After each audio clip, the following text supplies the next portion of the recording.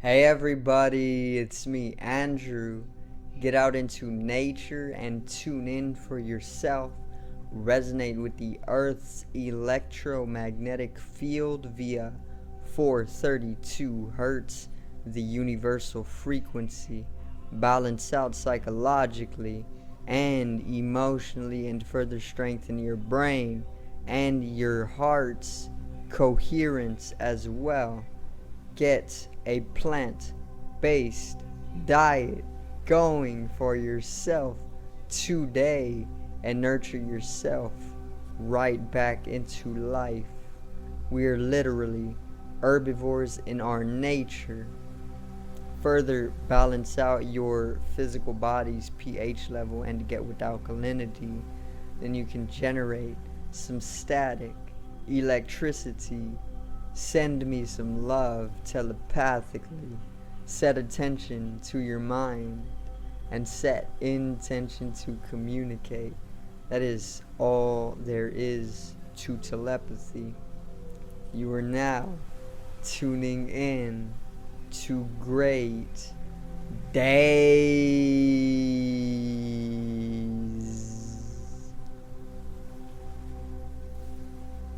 So, I'm gonna pretty much recite a poem for today, Sunday, and I'm also going to give an interpretation of the poem as well for everybody. I literally just did a video. I literally just read a poem out, but then I had literally already made a video on the poem months beforehand, so I have to record another one. Very unfortunate. Okay, I just wasted a bunch of time. Anyways, let's get into it, alright? So, today's video is City Soul.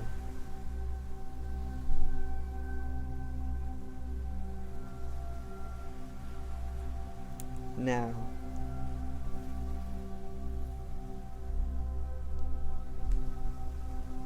let's get right into it, alright? So, the poem's name is City Soul. Let's not waste any time with this. City Soul. Look towards the sky and draw from the source of divine processing and in darkening light leading to a sparkling rise. A part of me dies.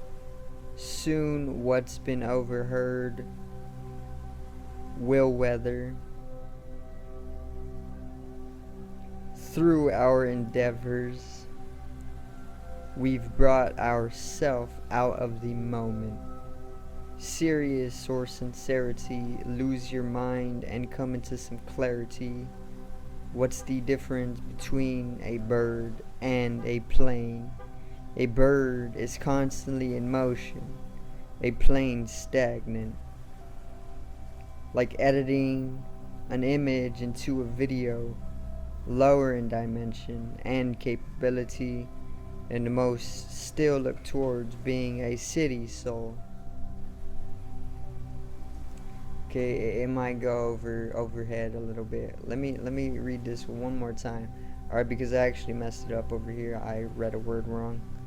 So, city soul. Look towards the sky and draw from the source of divine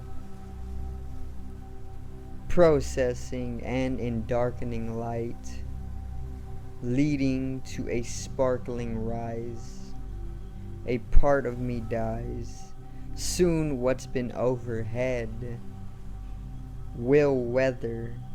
Through our endeavors, we've brought ourselves out of the moment. Serious or sincerity, lose your mind and come into some clarity. What's the difference between a bird and a plane? A bird is constantly in motion, a plane stagnant. Like editing an image into a video, lower in dimension and capability, and most still look towards being a city soul. Okay, so that's the poem City Soul. Alright, I love the last parts, in comparing a bird and a plane, and pretty much like talking about how our mimicking of flight is very much lower in dimension compared to a bird, you know. But let's get into the interpretation of this. Look towards the sky and draw from the source of divine. So, what I mean by this is that we can look out into the universe, we can look within ourselves, you know, either one, because it is all just ourself anyway. We can draw from the source, you know, the one energy, the source of creation, the universal source, divinity. We can draw from this, and we can get this divine creativity, we can get this divine energy, you know, which is what I'm pulling in to pretty much set the scape or the setting for the poem, you know. First line: processing and in darkening light, leading to a sparkling rise. So the process, and where it is now, we are pretty much coming out of the dark ages, you know, the age of Pisces. We're coming out of the dark ages, Kali Yuga. We're coming into the age of awakening, so an endarkening light, you know, is what we are seeing, leading to a sparkling rise. Okay, endarkening light, sparkling rise. It's coming to this awakening globally, you know, and this is a rise, and it's just like sparkling, like the reflection of light in or off of a diamond. Okay, so a part of me dies. Obviously, this is Plutonian energy as well, which is very, very prominent during this awakening. Okay, the Plutonian energy is pretty much all about death, rebirth, and transformation. So a part of me actually dies. The ignorance is dying away. The darkness within me is dying away, you know, and what is coming with this death is a rebirth, a transformation. A part of me dies, and yeah, soon what's been overhead will weather. What I mean by this is what has been going over our heads, you know,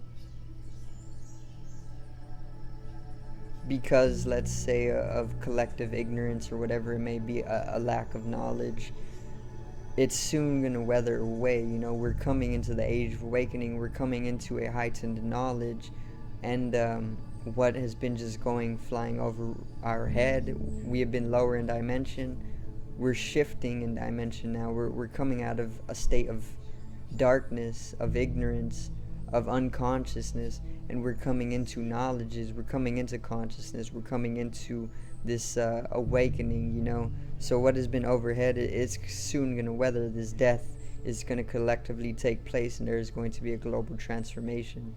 Okay, through our endeavors, we've brought ourselves out of the moment. So in trying to help ourselves as a species progress, we have literally just brought ourselves out of the moment, you know, and this is very, very evident with the observation of societies and whatnot, you know, like modern day industrialization is completely tearing away the globe, and it's literally just us consuming away the globe, you know. We're consuming away the very ground that we're standing on, and we're gonna have nothing. We're just gonna die away as a species. We're literally biting our own tails, you know, until there's nothing left. And what I mean by this is that we're endeavoring, you know, to pretty much help ourselves, but we're on a pursuit of happiness, you know. But in this pursuit of happiness, we're only consuming ourselves away, you know. So we're endeavoring to pretty much pursue some type of fulfillment and satisfaction and happiness as a species, but it's only it's only resulting in a type of in a type of dissolution, you know, not a healthy dissolution either, a consumerist dissolution of the globe that we call our home. And this is bringing us out of the moment, you know. It's pretty much taking our sense of being and peace and contentment, and it's just completely tarnishing it, you know. So that's what I mean by that. Serious or sincerity, lose your mind and come into some clarity. So what I mean by this is that we are either very, very serious as a species in trying to help ourselves find some sort of eternal fulfillment and contentment, or we are very, very sincere. Okay, either or. We could be at either side of it, you know. We can be sincere about our pursuit of happiness, we can be very serious about it, but either way, it's just leading to our own entrapment, basically, and consuming away the globe as we know it. And what we really need is to lose the mind. Okay, so we really need to lose the mind, because it's the mind that we have come to entangle with that is actualizing this consumerist way of life, you know, which is just destroying the globe. It's tarnishing the globe in totality, and it's only because we are in pursuit of happiness, because we have entangled ourselves with the point A, point B type of mindset. And this mindset of objectivity is literally only it's only bringing us out of what is already there, you know, a contentment that is always there. And this is why we need to lose the mind. We must not dwell within the mind, because the mind is what is bringing us out of the moment. Okay, the mind is what is actually bringing us out of the contentment that is always arising from within. So it's like we're overcomplicating things, and in this pursuit of happiness, we're destroying the earth, right? We're destroying ourselves. But the happiness does not need to be pursued, because it is already there, okay? And this is why you need to lose the mind, because if you get entangled in the mind, which is what we are doing as a species, it's going to lead to overthinking. And when we start to overthink that we aren't content or happy already with what we already have, you know, then it's going to continue to lead to our own extinction, you know. So we need to lose the mind, okay? We need to go back into nature, and we need to get in tune with the heart space, not the mind space, because the mind is great at getting us entangled, and it's great at having us overthink things, you know. When happiness and contentment, it is already there. You just got to lose the mind. You got to stop overthinking. You got to stop thinking that it isn't there, and you just got to come into the heart space. You got to feel that it's there, you know. And that's what I mean by that, and come into some clarity, because when you lose the mind, which is always overcomplicating things, and it's always entangling you within non-truths and tricks, you know, the mind plays tricks, okay? And we are caught in one of its tricks collectively. So lose your mind and come into some clarity. When you lose the mind, when you come into the heart space, it's a very, very profound sense of clarity. What's the difference between a bird and a plane? Okay, self-explanatory. A bird is constantly in motion, a plane stagnant. Like editing an image into a video. So what I mean by this is take a bird, you know, and take a plane. A plane, it's pretty much like a large metal bird, you know. It looks like a bird, okay? And I'm pretty sure that we designed it off of a bird's design, you know, off of a bird's organic design. We pretty much mimicked it, and we created the plane, okay? But when you take a bird and you take a plane and you put them side by side, a bird is more lively, you know. It's not so rigor mortis, it's not so stiff, a plane kind of is like, it flies, it's capable of flying, you know, but it's not as lively as a bird, it's not as in motion, and it doesn't have as much energy to it. The plane, it's stagnatively gliding, you know, but a bird is constantly in motion while it's in flight, you know. So there's the difference between a bird and a plane. A bird is higher in dimension than a plane is, you know. So what's the difference between a bird and a plane? A bird is constantly in motion, a plane stagnant, like editing an image into a video. So what I meant by editing an image into a video, you can take like, let's say, any type of image and sloppily edit it into a video, and it's going to stay stagnant within that video, right? That's what I mean by a plane. A plane is exactly this. A plane is like a sloppily edited image in a video, okay? And it's as if our invention of the plane is not, it's not positioned within reality as it should be. It's like a lower dimensional creation when we were capable of so much more, you know, and we still are capable of so much more. But that's what I pretty much mean by that. It goes so much deeper, but the words aren't going to do justice. Lower in dimension and capability, and most still look towards being a city soul.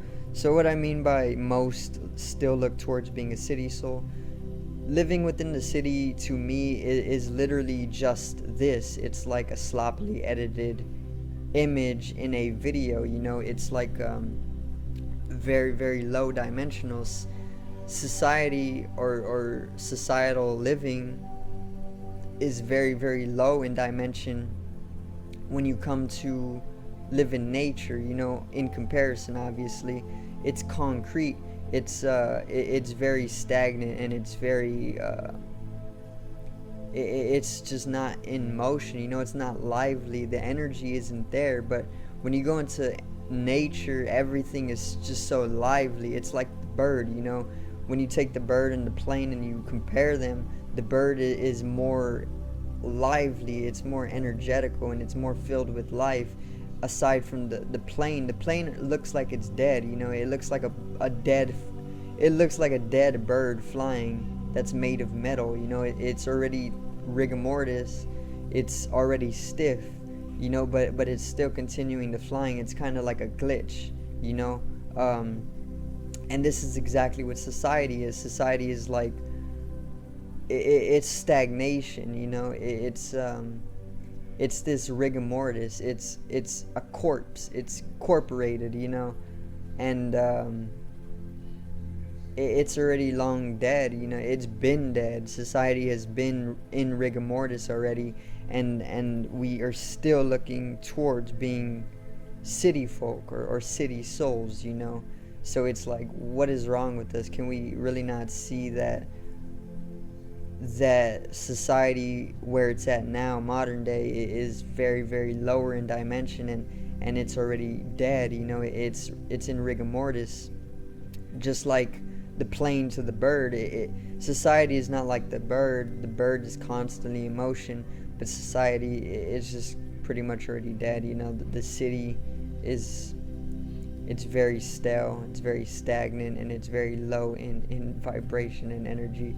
But yeah, that's the interpretation of City Soul, and I'm actually going to end it right there because I do not want the video to be too long for everybody.